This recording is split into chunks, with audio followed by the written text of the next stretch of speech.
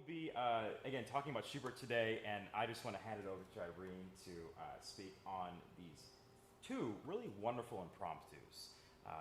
Opus 142, numbers 3 and 4. Great, thank you so much, Dominic.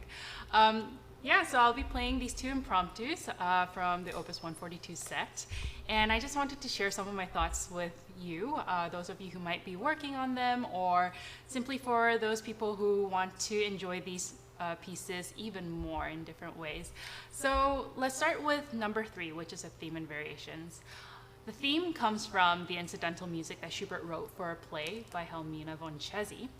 Rosamunde is the main character of this play. She's an 18-year-old princess raised as a shepherdess incognito.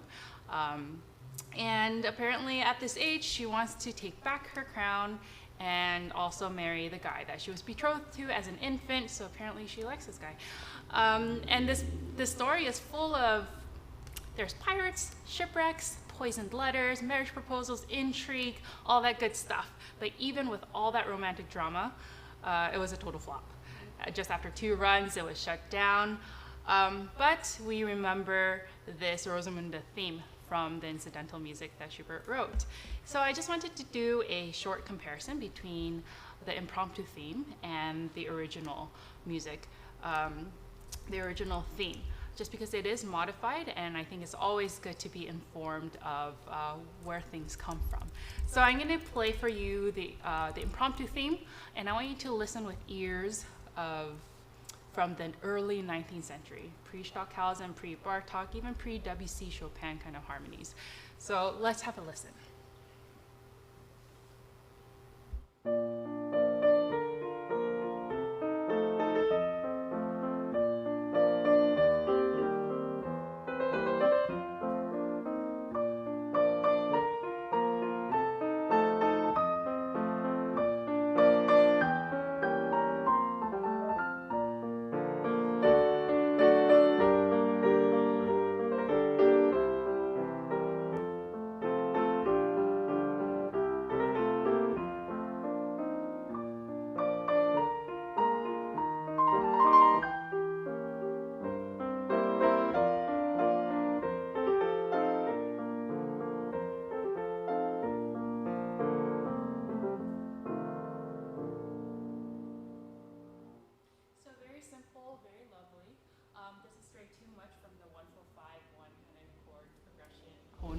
World. Now I'm going to play for you the original theme from the incidental music, and again with your early 19th century ears, listen to any deviations, departures from that 1451 tonal world.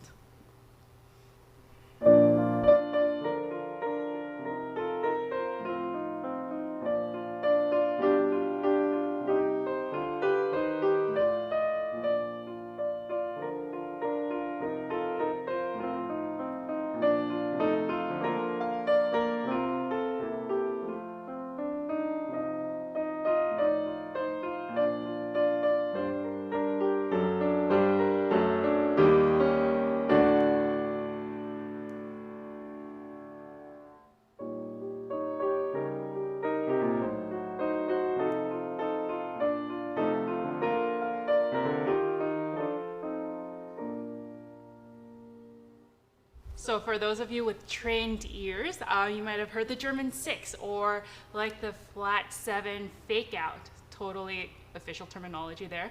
So there's more surprises in this original music. And so you have to wonder, why did he then simplify it for the theme and variations? Because he actually did use this theme almost identically in the string quartet, number 13, nicknamed Rosamunde. But for the theme and variations here in the impromptu, he simplified it much more. So maybe the answer lies in the form, which is theme and variations. Imagine this, you have a theme, 5 variations, all of them have repeats. You're going to be hearing the surprise harmonies 12 times. The performer is going to have a big burden trying to make each time super special, right, for the 11th, 12th time.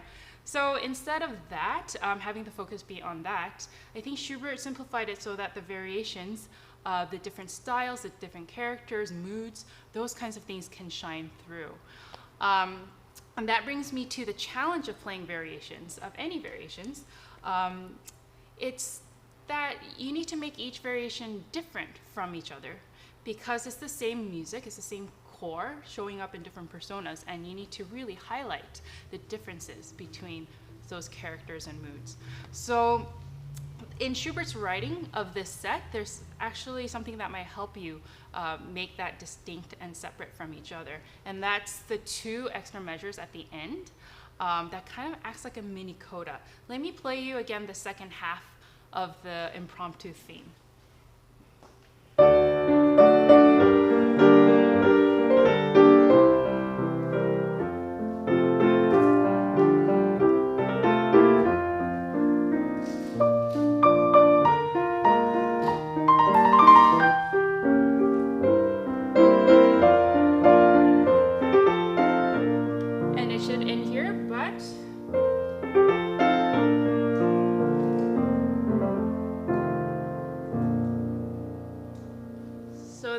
Creates a little mini ending to even just the theme. And the variations that follow also mimic this ending. So you can have a little vignette, end it, do another one, end it, and so on and so forth. So let's talk about the fourth one now. Number 4 is somehow not played. It's like one of the most, maybe the most misunderstood impromptu, the kind of least played, least liked, perhaps, of the 8 from both Opus 90 and Opus 142. And it's just because it's so weird and quirky, which is perfect for me because I love weird and quirky pieces. It was a nice challenge. So let me just point out a couple things that might help you make more sense of this piece. So this one is just chock full of hemiolas.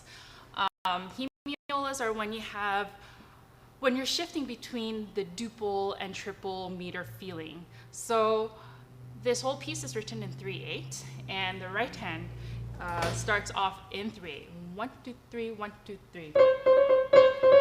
But then the left hand is 1 and 2 and 3 and.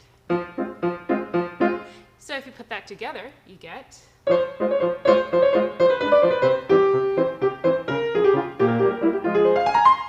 So you have that stacked hemiola feeling that kind of gives an off-kilter, really fun sort of character to it. Now I'm going to talk about hemiola that's extended. So what I mean by this is that, okay, for example, after the first section, there's a grand pause, and then the second section starts. We're going to be transported into a 3/4 world. Even though it's written in 3/8, you're going to feel 1, 2, 3, 1, 2, 3.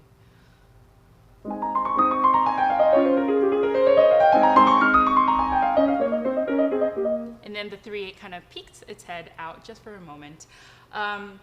So hemiolas in that way, just paying attention to when they come out and playing around with that rhythm is going to be really good. And the other thing, okay, let's talk about the weird part. Okay, when you look at the music, it's just so full of scales everywhere, arpeggiated figures, and you're like, gosh, did Schubert really mean for me to be practicing scales in the middle of this impromptu?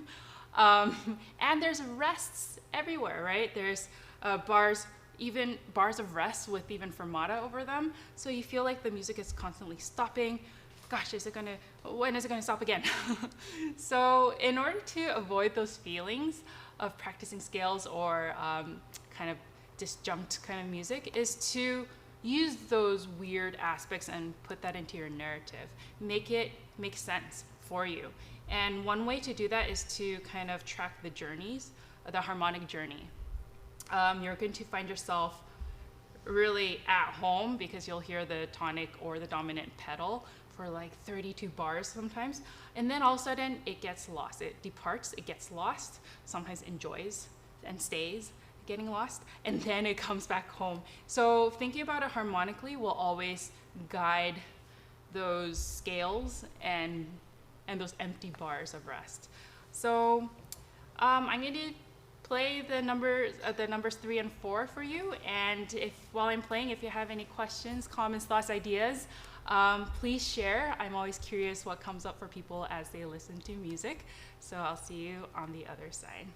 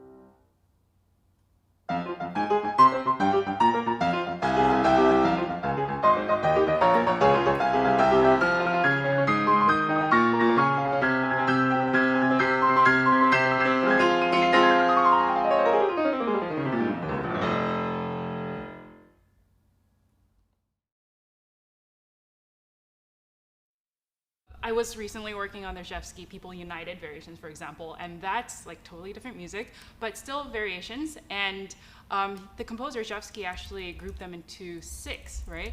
So each 6 is kind of its own kind of world. Like sometimes it's like a really chaotic kind of world, sometimes it's more counterpoint, sometimes. So that's already organized in that way. For the Schubert, however, I just kind of make little stories.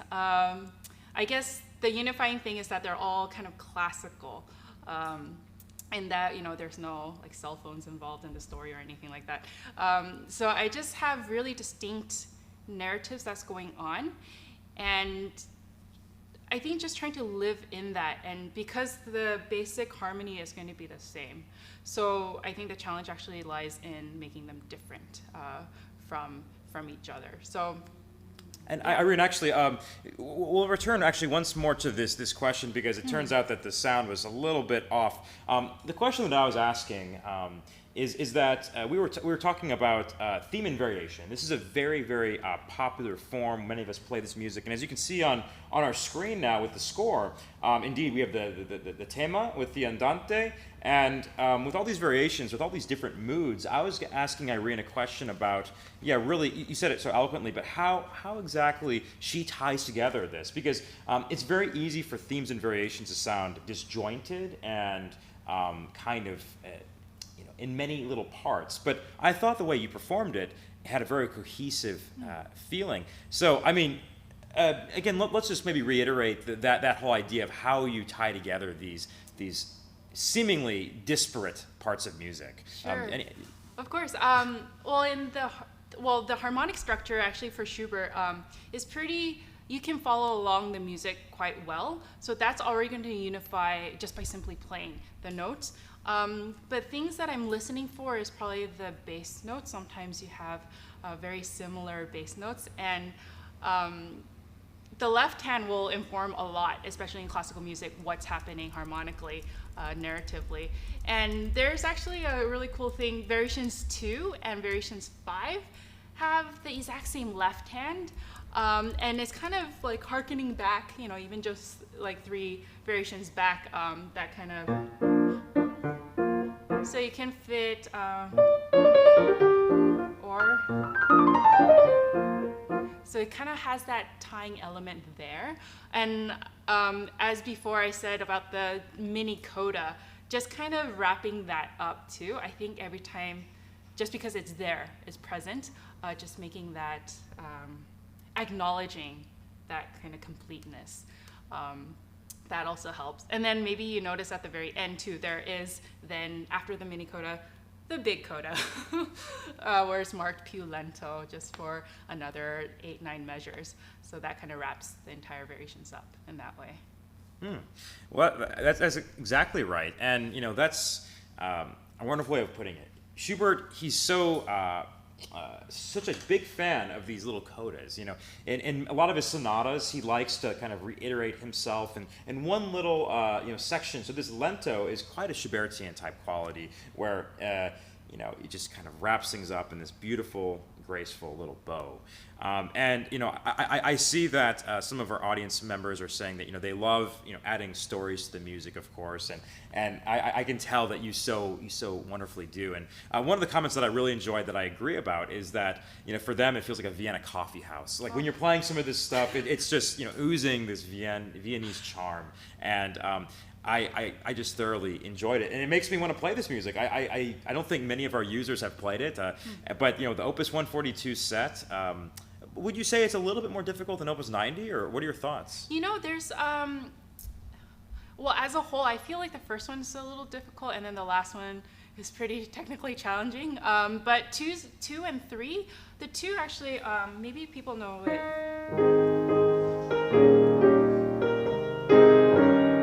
It's that one. I think a lot of people do know that one just out of context. And then this theme and variations, actually, it's simple enough. It gets challenging in, maybe like the scales, practice your scales, in the 5th variation. But besides that, it's, you take it slow, one note at a time, and it's actually not bad. Yeah. Well, that's great. I mean, we have a question actually, about these variations as well as about Schubert and students. And I guess right off the bat, Genevieve, she has a question that is the following. I'll put this on the screen. The question is, do you have any tips, particularly on this theme and variations? How they're so different. And for example, variation 1, let's take a look at that one. Here we've got a lot going on. We've got the melody in your pinky, and then we've got all this stuff in the middle. So how do you, for example, navigate this first variation in terms of making sure to project? Can you talk a little bit about that? Yeah, so I think first thing is to train your ears to know exactly what's going on, because as pianists, it's great that we have the entire orchestra, but also the curse is that we have the entire orchestra. So I would just play the top notes. You can see them with the up stems.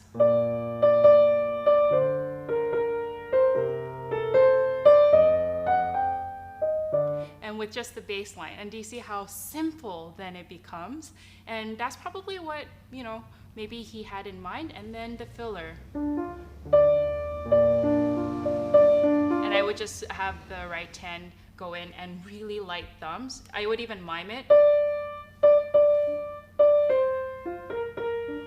So you kind of practice that really light touch in there. And then practicing the left hand by itself. So really just my method is take everything apart, because if you look at one note is very easy. 2 notes, also easy. 3 notes, yes. And then once you have each of those units built up, then it seems much easier, and your muscle memory will kick in. Yeah. That's wonderful. And then, of course, I'm also very curious about any advice you might have for, dealing with the rhythm in Variation 3. So Variation 3, we're going to take a look at that one really quick. I've always had questions from students that they talk about, for example, do you have the score in front of you? Yes. Okay, nice. In Variation 3, the second bar, for example, how do you negotiate that first beat? This is a very specific example, but we see it in Schubert a lot, where we've got this triplet pattern in the left hand, 1, 2, 3, 1, 2, 3, but then we've got this quadruple pattern with the dotted eighth and then the 16th here. And so obviously if you play it exactly, it sounds a little clunky, but how do you, particularly that last 16th note, you play it so melodically and so gracefully. So what advice would you have for students that are trying to fit it in really exact, and they're worried about the rhythm here? So right. Yeah. So this is not we're not talking boulez here, so you don't gotta cut up all the units. So actually there's a school of practice, or I don't know if you want to even call it school, but when you hear older generation pianists play, they actually just line it up with a third triplet. So the duples you kind of do have to, because that's simple enough. So I just lined it up with. And then maybe sometimes you want to do just a little, just a little displacement. So I feel this is more artistic, right? Because when composers write things on the page, they have to write it in a certain meter. And I don't know, music is not always about strict time metronomic. So you can play around with those. If someone yells at you, just say, well, I have this idea and I'm going to do it, and stick by it. That's usually what I do. As long as you have information to back it up. But that's what I would say. Yeah, this whole thing, there's a lot of 16th notes against triplets. So that's what I would do. Just use it as an expressive opportunity. Yeah. That's wonderful. I love how,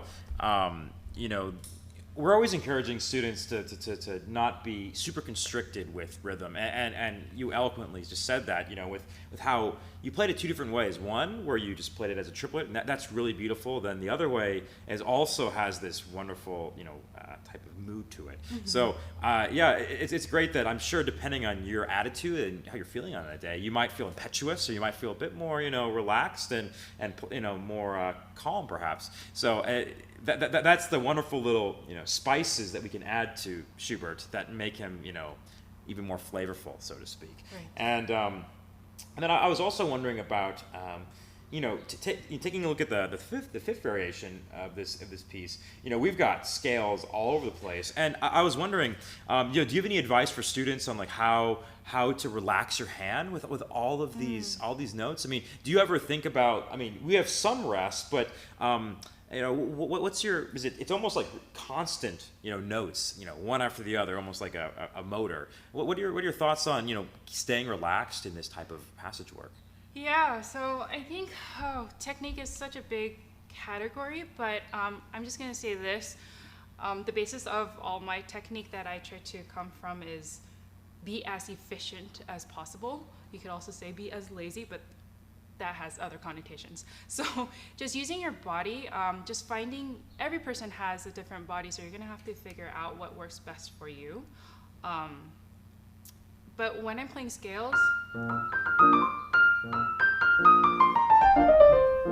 I try not to I have a really strong wrist support, and then this part is really calm.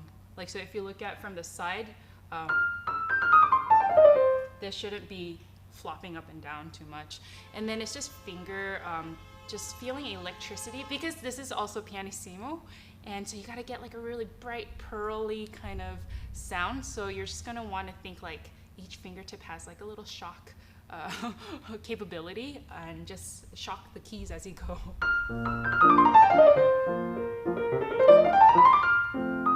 Something like that. And What? Also just practicing your scales will help.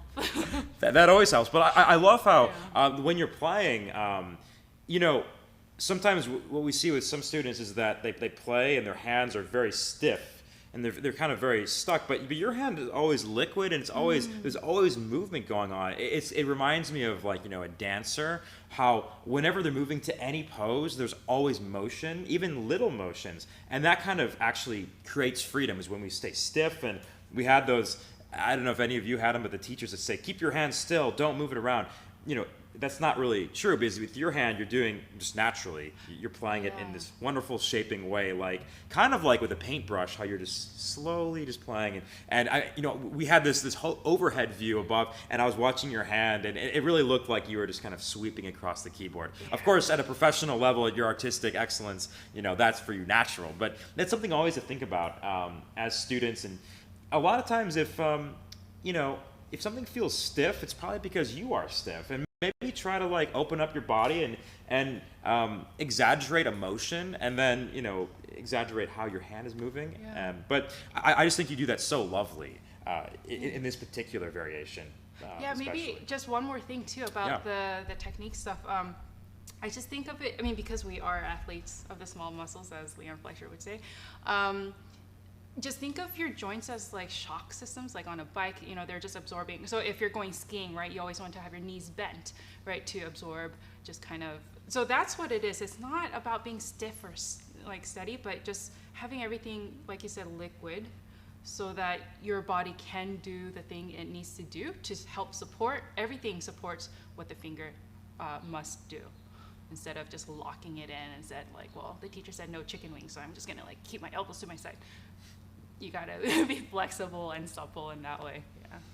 And actually, one very specific technical place I want to take a look at, which is deceptive, but actually once you start working on it, it's very difficult. I'd love to take a look at the score, the last page of the score, actually. The last page of the score, and that first measure. I'm going to circle these little examples, because I find that they're actually quite difficult. We've got these scales, but then he inserts these leaps of tenths. And what advice do you have for playing this passage work? Because it's still scalar. There's scales, but he has these rather large leaps. And I don't know how big your hand is, but even for my hand, it's never quite comfortable to do these big leaps. So in the midst of scales, how do you navigate these waters, so to speak? Any advice about that? Yeah. Well, first thing, everybody out there, touch your ear, right, or touch your nose. Like, your eyes have never seen those parts, right? But somehow your finger knows exactly where to go. It's muscle memory, right? So that's the first thing I would work on. Just being able to do it without looking, maybe looking somewhere else. Then you'll have that leap memorized, right? And I would just practice it slowly. That's how I did it. And I also, Well, thinking of it vocally also will allow you to take a little time, which is a little cheat, but it makes sense musically, so you're allowed to do that. If you had to sing from ba, do, I can't even reach that note, right? It takes an incredible amount of effort, so you can take a little time. But of course, you want to be able to do it right in time. It takes practice for me too. Yeah, so just muscle memory. Think of it vocally, musically to help you give a little time. Yeah, and then there's actually one trick that sometimes for really difficult leaps, not just for this, but for anything, you can add an extra octave just to practice a distance travel speed time. Let's try it. Yeah. So making it extra hard and then coming back, it seems easier to do harder things. Yeah. Well, bravo. That was a really fun little parlor trick right there, adding that extra octave. That's wonderful. Well, I mean, so that's really good advice. And also, in that passage, I noticed that in the most graceful of ways and in the most sophisticated ways, yeah, a little bit of timing that you slightly add there to just, leap up to that.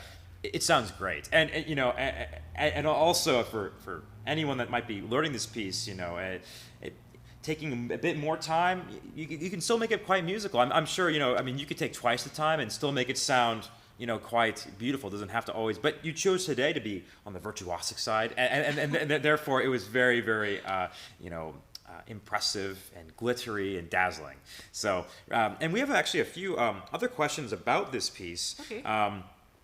And I see that Liza is asking, first of all, she said, what first inspired you to learn this particular piece? I guess number 3, if I'm wrong, Liza, but I think you asked it about this one. So what made you want to play this? Hey, Liza. For me, this actually was, I learned the theme and variations separate from the set. I actually do play the entire set, but it was just in, this is giving it away, but I learned this in high school. And so it's been with me for a very long time. And I think it was probably one of the first variations that I learned. So it was just really exciting to work, to come up with so many characters in one single piece and try to make every one of them come alive and really embody its own persona. So it's been a while, but so I think someone picked it for me. But then I loved it so much that I was like, why not just play the other impromptus? And so that's how I got to be playing the entire set. Yeah. Oh, wonderful. Well, we have a short question, which I'll get to in a second, about number 2. But first of all, Liza also follows up with saying, what is your favorite variation of this set? Do you have one? Gosh, that's a hard question. I really like the moody darkness of number 3, but I also love the sparkly number 5. Like, it's just so buoyant and it's almost subdued, like matte pearls that just kind of trickle down. And I do love all the jumps. It's like, ooh, look at what I can do and make it sound so smooth. So I do love playing the last one very much. Yeah. Well, I can tell because, I think we could all hear how much fun you were having. But also, again, it's amazing how you shifted your mood for number 3, where, it became, a very darkened landscape and really gothic in many ways. So, yeah. So bravo. I mean, it's super impressive. Yeah. And I would like to now talk a little bit about number 4. I see all of your questions, and we'll be getting to them throughout the stream, so don't worry. Keep on typing them if you like. But in number 4, arguably, this one, in your opinion, would this be the most difficult of the set, or what are your thoughts? Yeah, well, it's just really tricky in spots, like those thirds feel deathly to me. Yes, I was wanting to talk about that. Is it gonna happen? Is it not gonna happen? It's always a chance.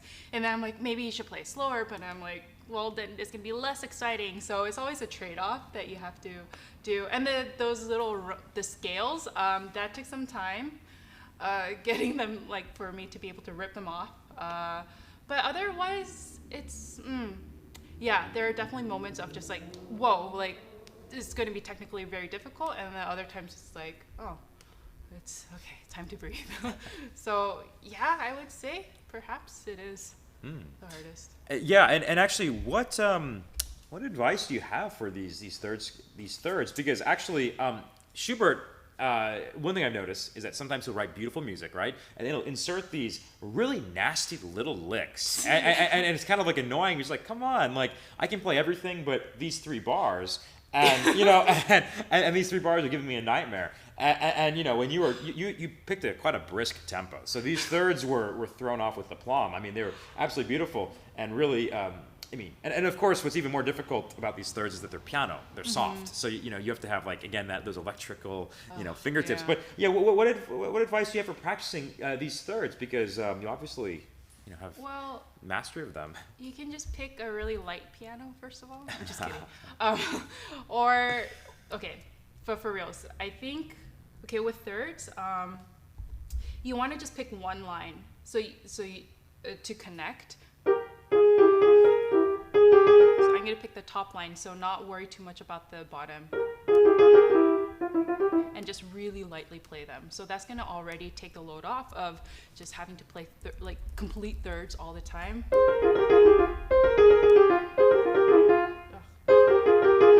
And then really, for this particular one, you need to really make sure you're playing the 4th finger. Because if you just start on the 5th, you might kind of start crumbling and collapse. So picking like 1/3 in there to just kind of have an impulse, like a second impulse. Bum, ba, da, da, ba, da, da, da. That's gonna help. This is very technical, I know. And then just practicing third, just anything that's gonna always help. Just a finger or twisties in there. I don't know. I mean, everyone agrees that thirds. I mean, it's one of the most difficult challenges on the piano. I like what you were saying about that. Keeping the lightness, focusing. A lot of times it's about focusing on the top, like you just said, because not everything is equal. The bottom. If the bottom's a little bit lighter and even missing at times, you can get away with that. So I mean, it sounds good. I mean, you never want to get stuck. I think that's like the number one thing. Right. Yeah. I mean, with this Allegro scherzando, it's amazing just how obsessed he gets with scales and particularly on I mean, gosh, look at this. From bar 196, to bar 223, we've just got constant scale-like passages. And do you find this to be tricky to kind of navigate this with both hands?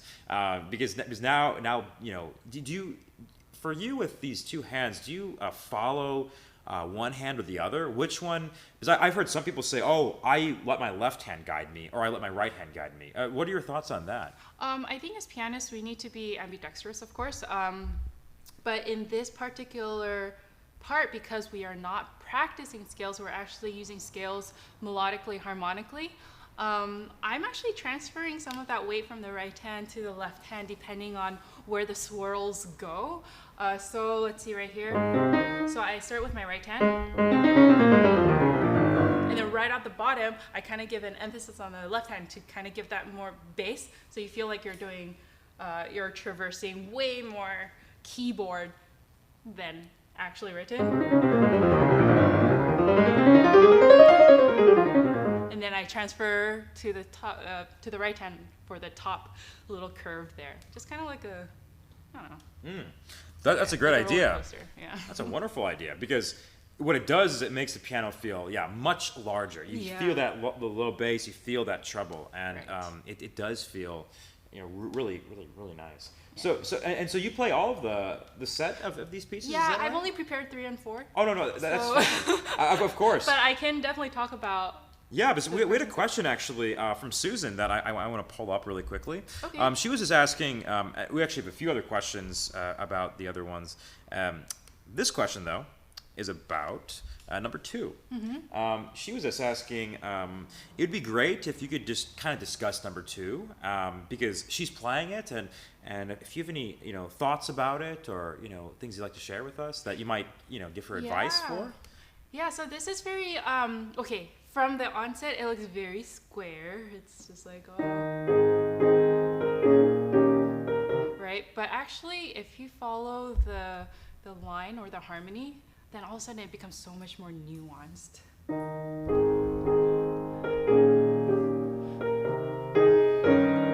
So you feel like a small phrase, and a little bit extended to there. So things like that.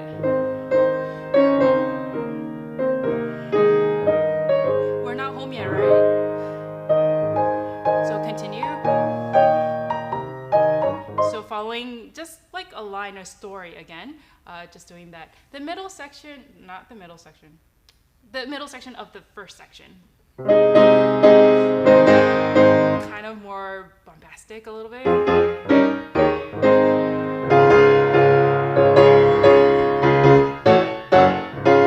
So I'm not going to get too technical here, but there's a double deception involved right here. It's supposed to go there, and then, but instead of, so just finding like weird places, like it's like, oh, that was unexpected again. That's gonna help kind of nuance color your narrative here, because you keep, I don't know if you do the repeat, Susan, but it can get to be a lot if you do all the repeats. So just having different stories, like, oh, this one he's surprised, this one he's really resolute, like he's going to determine how to get over this challenge, or things like that, is going to help with the first section. And then the trio, just sweeping lines.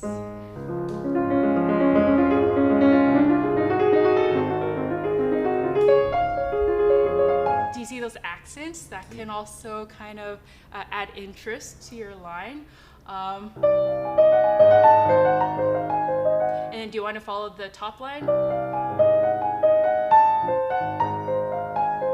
Or do you want to follow the bottom line?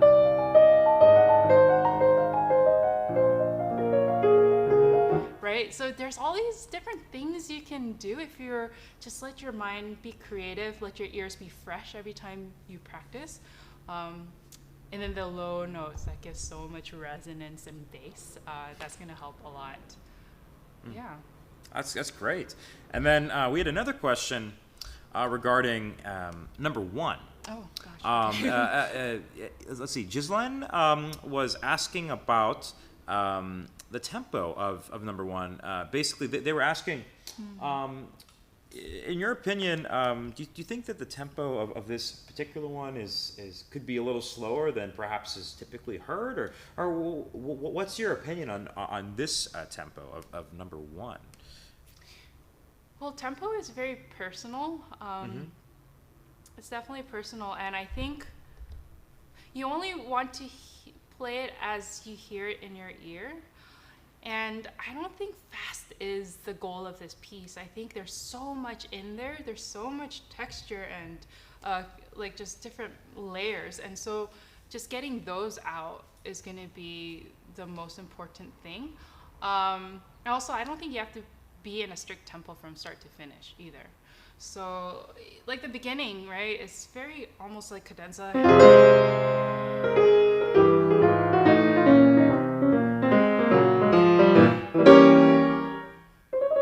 So it's kind of flexible there. And then once you get to, well, I haven't practiced it in a while, but just kind of calm. Like it's the mood that you're trying to create. And so depending on that, what tempo fits best for you at that time. Also, it changes, right? I don't know about you, Dominic, but sometimes when I revisit pieces, like tempos change. Oh, yes. Right? Depending on like what new insight you have, or like even the day where it's like it's really cloudy outside and your joints hurt, and so you're like, I'm gonna play a little bit slower. But you just make it work. I think just if you know the big picture, that big picture, you can see it in so many perspectives and so many ways that there is no set tempo, I think. Well, I mean, that's great to say. I mean, and at the same time, I have heard this piece played rather slow. I almost hear sometimes they treat this opening as sort of a French overture, Baroque style. You know, very da-dun, da-dun. That's right. Yeah. So I would say that, whatever compels you. For tempo, probably the best advice we might have is you record yourself and listen back to it and see if you like it. You can use your phone today, and if you're playing again, if any of you are playing this music, we have a wonderful. I just want to plug it really quick. We have a wonderful virtual masterclass series where you can go on our community threads. You can submit. We already have a dozen recordings of our users that are submitting their own home recordings. And we'll listen to them and we'll give some comments and personal insight. So if any of you want to share stuff, we'd be happy to give you some real direct feedback that can help you achieve your goals. And as a quick plug, we have a live stream coming up that talks about how to record at home recording 101. So yeah, I noticed that it seems like a few of you are playing these pieces, and we'd love to hear you playing them. We're going to return now to another question that Jenny has, and this is actually a really useful question, I think. In your opinion, what pieces would you use to introduce students to Schubert? I don't know, do you teach as well?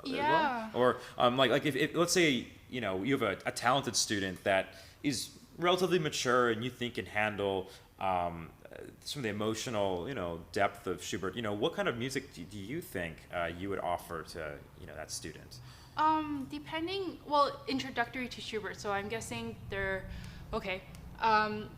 Schubert wrote over 1,500 pieces, over 600 or songs. So there's plenty to choose from. But I found this book of dances, waltzes mostly, and there's a few of them that are just really charming. It has the homophonic, you have the left hand. I don't remember quite what it is, but it's I think little dances. There's 1 or 2 page pieces that are just absolutely charming, super beautiful, and I think they would be really great introductory pieces. Yeah, that's very helpful to know because. Because Schubert kind of is a nice open door for young students to really get to some of the really mature and at times technically complicated, but definitely psychologically complicated music that we have to delve into. Right. And that's wonderful. And then at this time, we actually have some questions that were submitted before the event, which I think we can actually get to. Yeah. So I'll pull these up, and it looks like. Put this up. It looks like Pauline really took advantage of our community threads. She posted some questions before the event even happened. Wow. And because anyone can, and if you do, we make sure it's a point of us to look at them. So again, here's an example of what the thread looks like, and then here she has 4 different questions that we can just talk about. Okay. And these are a bit more personal about you, Irene, because obviously I can tell that everyone has loved your presence, your playing, and your artistry. And so we were just wanting to, I guess Pauline was wanting to get to know you a little bit more. She's asking, in regards to perhaps Schubert as well, what were some important milestones in your youth that really helped your musical journey? I mean, you said you played Schubert in high school. Was that a pivotal moment playing this music in high school? Do you think that was a good timing for your teacher to introduce Schubert to you? I mean, because we just had that question kind of about. Yeah, definitely. I think this was a really great piece for me to work on my technique and also musical just expansion of imagination, I think. And just what a perfect combination, especially with the variations. Other pieces, gosh, it even goes back, growing up with the Bartok, the Microcosmos, and then pieces for children. I love Bartok so much, and I didn't understand why people didn't want to listen to Bartok or play Bartok. They just want to Chopin and Mozart all the time, which I also played and enjoyed. But pivotal. I think, I don't know. I feel like during my childhood, it was more about training, drilling, kind of establishing technique and just skills in general. And then once I went into conservatory, that's when I started feeling a little bit more freedom to explore so much more repertoire. Prokofiev became one of them, and then I started listening to symphonies live, performed by my colleagues, and Mahler, that all came. So I feel like all of that informs whatever I am playing at the moment. And I don't know, I feel like if there's a piece that I don't understand and I'm sitting in front of it, that's always a challenge for me to become curious, to ask questions. Why don't I jive with this music? Why don't I understand what's written? So I always like those things. Keeping your mind limber and curious. Yeah. Wonderful. And then we have another question, again from Pauline. She's just asking about what do you enjoy most about your musical career, and what do you think is most challenging? I think, I guess it's the same thing actually. I love playing with friends, so chamber music is something I absolutely love and adore. Unfortunately, that hasn't been possible like recently, but even before that, as pianists, Dominic, we spend how many hours in the practice room all by ourselves, right? We don't belong in orchestra. We are not part of a string quartet. We're just by ourselves, all alone under fluorescent lights, right? So just being, so I guess just being able to have the opportunity to play more with friends or with colleagues who inspire me, and also to play with other instrumentalists. I think piano, we know so much about it, but it's strange for me as a pianist to be as a musician and not be able to play a violin. I can't. Or a flute, right? Like I have no idea how to use this part of my body. So always inspiring to play with others. Yeah. And actually, as a follow-up quickly, next to the piano, what's your favorite instrument? That's what Pauline's asking. I actually love percussion. Oh, wow. If you can call it. It's not really an instrument, right? It's a collection of instruments. This is a percussion instrument, but it's so different from. I just love, I think classical art music is continuing very well with percussionists and percussion music, just because things are being now written and they're getting a lot more visibility. So I love percussion. Yeah. That's a great answer. I mean, it always seems like they're having a great time when you see them in the symphony orchestras, smashing cymbals and bass drums and stuff.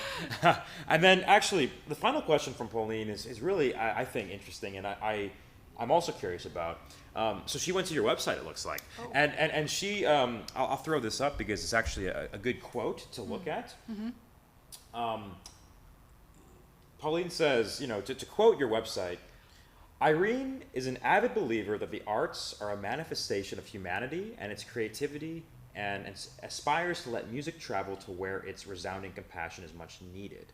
End quote. Can you talk about that quote? She was wondering, it's a beautiful quote, obviously, about your compassion for music and humanity and community, and using your art for the greater good, really, of the world. Right. So can you kind of talk a bit more about that statement? Right, of course. It's kind of a hot topic right now. Like classical music right now is getting a lot of fire for being elitist, and I think it's true. Because as artists we need donors, or we need people who have the funds to support the arts, but that also means it excludes a lot of people, a lot of different people who don't have access to concert halls, or they don't have an instrument, they don't have a piano to play on, to have lessons, right? It's such a privilege to be able to play instruments. So I've just been, in LA at least, I've been going around playing at children's hospitals, at homeless shelters, at transitional housing, just to the same music that I'm playing today, right? Just so that they have a chance to listen to it and just be, just have access to that. I think that's really important. Art is not just for the people who can afford it. It should be for everybody, right? It's just part of humanity. It's just part of us as beings, as human beings.